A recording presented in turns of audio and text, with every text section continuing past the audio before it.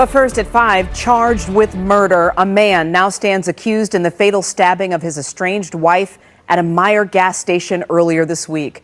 We appreciate you joining us. I'm Glenda Lewis. And I'm Simon Shaquette. Sidney Davis Jr. is accused of murdering Stella Davis in front of their 18-month-old son. It all unfolded Sunday evening at the gas station on Hall Road near Hayes, that's Shelby Township.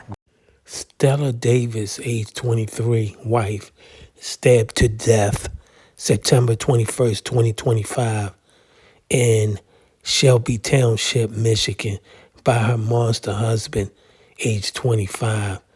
They had one son together, 18 months old son. These black men, they throw their lives away every single day, 24/7. God bless her family and friends. Damn.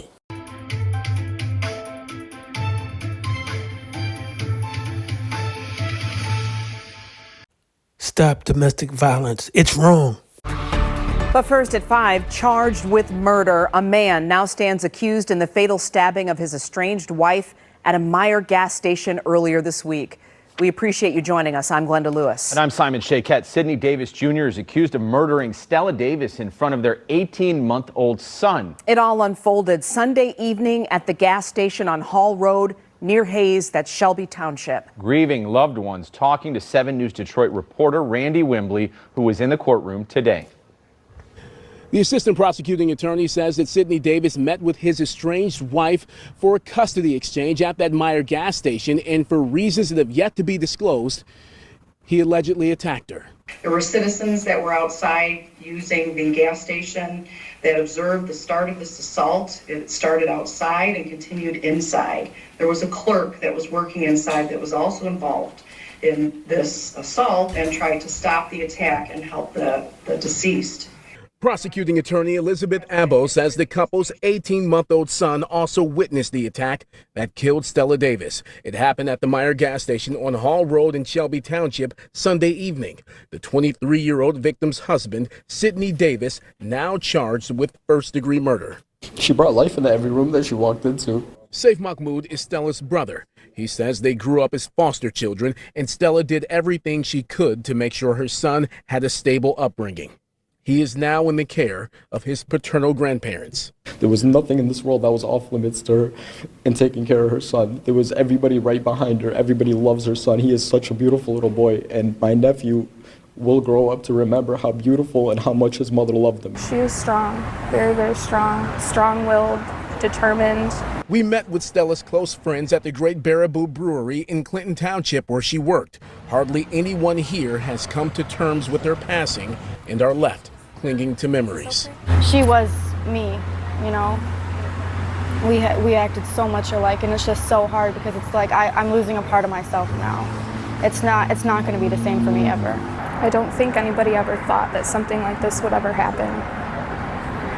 But we all knew like how determined Stella was to get away from the toxic people that she had in her life. And Davis was denied bond. That means he will remain in custody for the duration of the court proceedings. He is due back in court October 7th. In Shelby Township, I'm Randy Wimbley, 7 News Detroit. Just a heartbreaker, Randy. Thank you. We do want to pass along this number to you for anyone who may be experiencing domestic violence or knows someone who is. It's always the right time to reach out for help. This is the number for Michigan's domestic violence hotline, 866-VOICE-DV. It's free, confidential, and available around the clock every day. Calling once again for the record, 251476FY, People versus Sidney Emmanuel Davis Jr. Appearances for the record. Good afternoon, Your Honor. Elizabeth Abbo, appearing on behalf of the people. Good afternoon, Your Honor. Stephanie Carson on behalf of Sidney Davis Jr. Good afternoon. Will you state your name? Sidney Davis. Mr. Davis, it is alleged that on or about September 21st, 2025, in the city of Shelby, county of Macomb, that you did deliberately with intent to kill and with premeditation, kill and murder one Fatme Bassam Davis, contrary to MCL 750.316. Maximum penalty is life without parole. Does your client stand mute? Yes, Your Honor. Not guilty plea will be entered on his behalf. His next court date is October 7, 2025 at 1 p.m., followed by a preliminary exam day on October 14, 2025.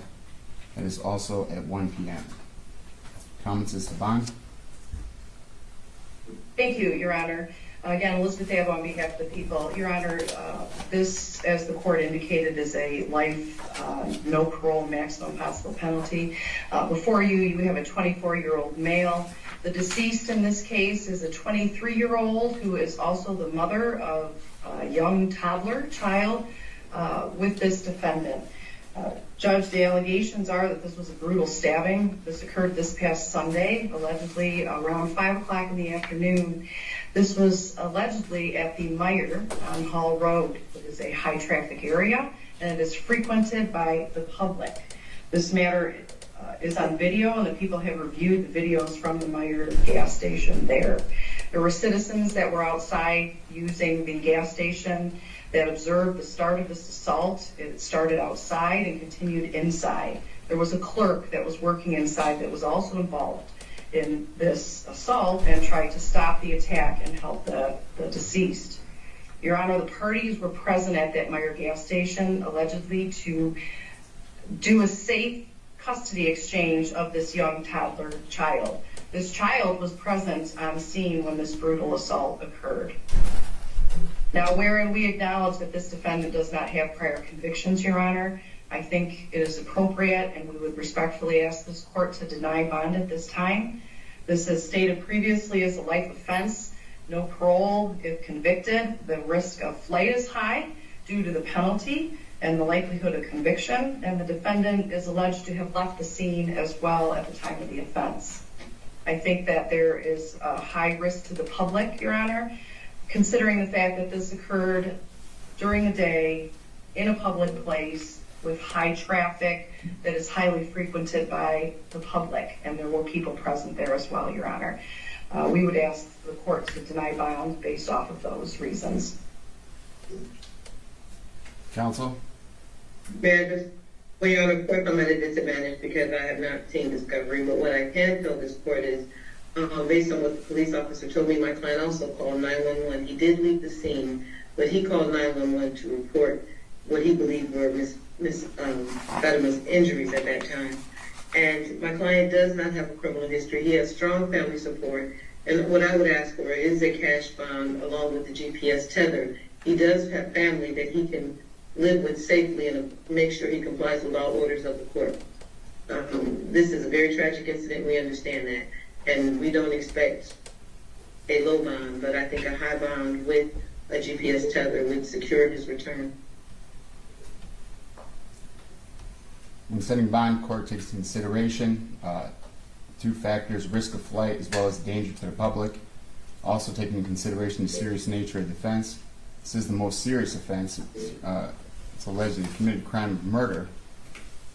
I believe he's somebody of which the public needs to be protected from. And being that it's a life offense, the risk of flight is high. Probability of conviction, with what's been presented, it's a high probability of conviction. For those reasons, court's going to deny bond at this time. Thank you, Your Honor. Thank you, Judge.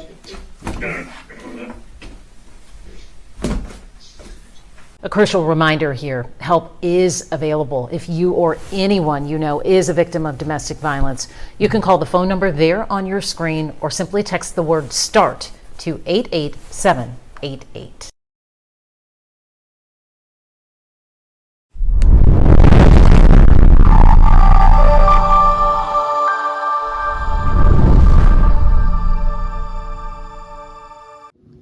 Thanks for watching. We appreciate you. Please subscribe.